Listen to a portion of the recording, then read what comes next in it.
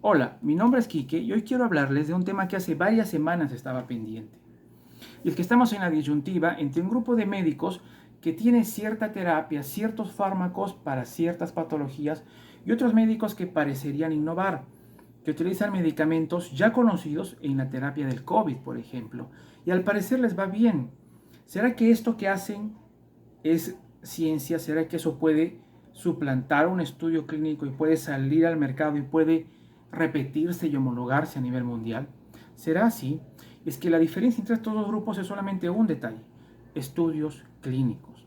Veamos realmente qué es un estudio clínico para ver si lo que se está haciendo, esta innovación, cumple con el criterio de estudio clínico. Lo cierto es que la medicina ha avanzado muchísimo en los últimos 200 años. La esperanza de vida era de 37 años, ahora es de más de 80.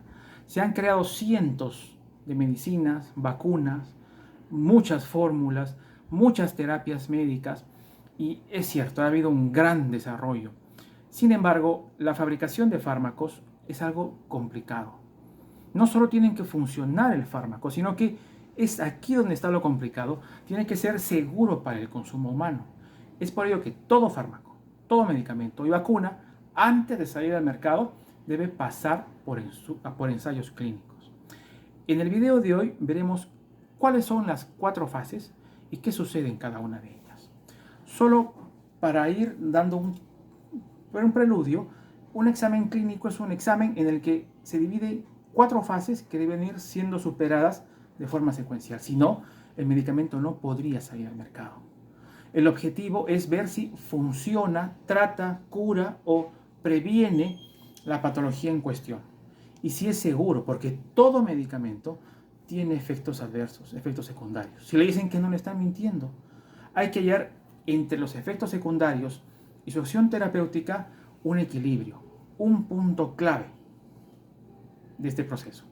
Así que vamos a ver si esto que se ha hecho y que parece innovador, cuando se dice he curado a 2.500 mineros, en mi consultorio tengo 40 pacientes al día y a todos los trato con ivermectina, o en el pueblo donde trabajo, en mi consultorio, recibo todo el día, todo el mundo les doy ivermectina y mis pacientes se han curado. Vamos a ver si estos datos, que son estadística, es un trabajo grande, si realmente esto cumple como estudio clínico. Primero, debemos pensar que antes de efectuarse el estudio clínico, cuando al parecer hay una terapia que podría funcionar, después de hacer el análisis in vitro y con animales, para pasar a la fase de humanos, debe diseñarse un estudio. Debe diseñarse el estudio en cuestión siguiendo un protocolo bien marcado, exacto, explícito, diciendo quién, cuándo, cómo, quién va a asegurar a los pacientes, qué pasa si los pacientes tienen efectos secundarios adversos que son fuertísimos, quién va a hacerse cargo de la atención médica de estos pacientes, o si alguien muere, o en qué momento se va a poder salir al mercado. Para esto entran no solamente médicos, la farmacéutica, que es quien pone el dinero en la realidad, entran químicos, entran matemáticos, entran estadísticos, entran abogados, porque si no se hace esto bien, hay el peligro de tener demandas multimillonarias internacionales, y casos los hay. Entonces, cuando todo este grupo de profesionales, este comité ético, aprueba el protocolo, recién se inicia el estudio clínico. ¿En qué fases se van a dividir? Primera fase, se busca saber si es seguro. Hasta las etapas previas se utilizaron in vitro y animales.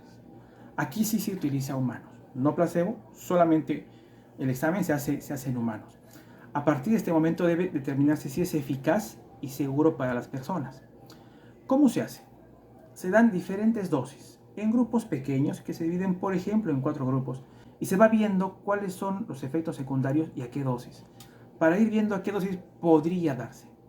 El objetivo es ir testeando la seguridad para encontrar la mayor dosis que puede ser administrada a una persona, manteniendo niveles aceptables de efectos secundarios.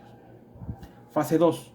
¿Funciona realmente? Es decir, ¿es útil para curar, tratar o prevenir la enfermedad en cuestión? Aquí se utilizan grupos más grandes, todavía no placebos, pero grupos más grandes. Se suele diferenciar los grupos para ver qué vía de administración es la mejor. polvo, pastillas, intravenosa, inhalada, para ver cuál de todas es la más efectiva. Y se siguen viendo posibles efectos secundarios. Fase 3. Es más efectivo que los medicamentos que ya están en el mercado, porque si no va a ser más efectivo comparado con lo local, ¿para qué se produce? Ese dinero y ese tiempo de investigación, esas horas sombra, podrían ir a otro tema de investigación y una larga lista de pendientes. En este punto entra el uso de placebos. ¿Por qué? Porque el poder de la mente es alto. En los estudios, en varios estudios de medicina, se demuestran de que el efecto placebo está entre el 20 y 25% y la gente se cura simplemente tomando una pastilla de almidón o recibiendo una inyección de agua destilada. El poder de la mente es fuerte y cuando llenan su formulario de resultados, dicen, sí, me sentí bien a partir del segundo día. Pero con el uso de placebo, por ejemplo, puedo discernir entre si realmente es que, por ejemplo, la ivermectina esté curando el COVID o es simplemente el efecto psicológico. Entonces, cuando el paciente no sabe qué le están dando y es objetivo en sus respuestas del formulario, es un buen estudio. Pero si quiero ser más exquisito en mis datos y ni siquiera el médico o la enfermera que administra el medicamento sabe, solamente lo sabe el profesional, el científico que está desarrollando el estudio, ese es un estudio en doble ciego. Así que cuando haya un estudio clínico donde ha habido un doble ciego o más allá, se han juntado varios y el estudio está randomizado, esa es prueba de que el medicamento realmente funciona. Y hay otra variable que es preocupante, la evolución natural de la enfermedad. Los resfríos, los de todos los años, tienen una evolución natural de 7 días más o menos, sin complicarse. Recuerde, usted nunca ha tomado un medicamento que ha curado su resfrío. Solamente ha tomado medicamentos que atenúan los síntomas, que tratan los síntomas, que ayudan al cuerpo a resistir mientras se da la evolución natural de la enfermedad. El COVID es el Caín de los resfríos, es el Nemrod de los resfríos. ¿Qué nos garantiza que tiene una evolución natural? No en los pacientes que se van a complicar, no. En la mayoría de los pacientes que van a salir, la mayoría. Y todo lo que se está tomando, incluida ivermectina, hidroxicloroquina y demás menjunjes que se preparan en casa, no son solamente complicar porque el COVID igualito se iba a curar. ¿Qué me garantiza? Un estudio clínico. Así es la ciencia, así es la ley. Y los estudios clínicos no terminan acá. Hay una cuarta fase. Ahora que está en el mercado, debo preocuparme por 2 grupos de pacientes, porque suponiendo ya han pasado 1 o 2 años, debo fijarme si hay efectos secundarios. Primero, en el grupo de pacientes que han hecho el estudio clínico. Y segundo, en todos los pacientes que han comprado el medicamento y que se han curado. Y debe hacerse en varios países porque todos somos genéticamente diferentes. Aquí en Asia, en África, en Europa, se hacen muchos estudios, fases complementarias, la cuarta fase. En esta línea de ciencia y repitiendo varias veces la cuarta fase de los estudios clínicos, se ha demostrado que hay medicamentos que tienen que utilizarse con cierta precaución, advertencia o dejarse de lado para completar los estudios. Vamos a ver 4 ejemplos. La ciprofloxacina, quinolona florada, inhibidor de la adenoaginasa, no se puede utilizar en niños menores de 16 porque crea artralgias, dolores de articulación. La fenilpropanolamina se trabajó muy bien y pasó todas las fases como descongestionante nasal. Perfecto candidato para un antigripal.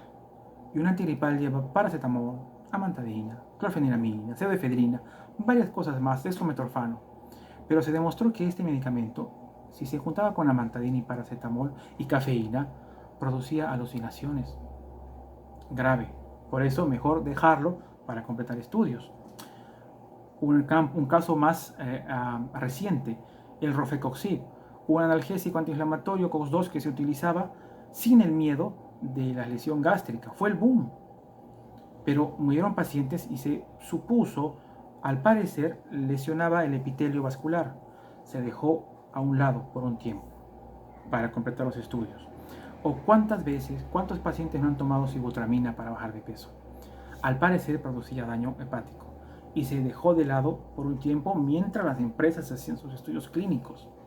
Si todo el mundo es responsable con la ciencia, con sus estudios clínicos, parece responsable que un médico dé a mano abierta un medicamento como la ivermectina, cuyo estudio clínico está hecho como antiparasitario. ¿No será que se está aprovechando la curva natural, la evolución natural de una enfermedad que igual se iba a curar y aprovecho para hacerme 15 minutos de fama y de paso vender un medicamento que no hace mal, pero tampoco hace bien? Pensemos. Hay que pensar mucho en la ciencia, en los detalles. La medicina tiene que estar íntimamente ligada con la ciencia y con la matemática, con la estadística. Para la próxima semana vamos a ver un tema que me ha encantado. Cómo un medicamento que funciona bien en un cáncer, en un tejido, cuando pasa al siguiente tejido, ya no funciona bien. ¿Qué pasa? Ya se estudió en Europa y hay un científico peruano que está trabajando con esto y que está haciendo lo que debe hacerse. Ciencia, matemática, anatomía, el porqué de las cosas. Vamos a verlo la próxima semana. Hasta mientras, lea, estudie, infórmese, piense entre líneas. No todo lo que nos dicen es cierto. Que tengan buena semana.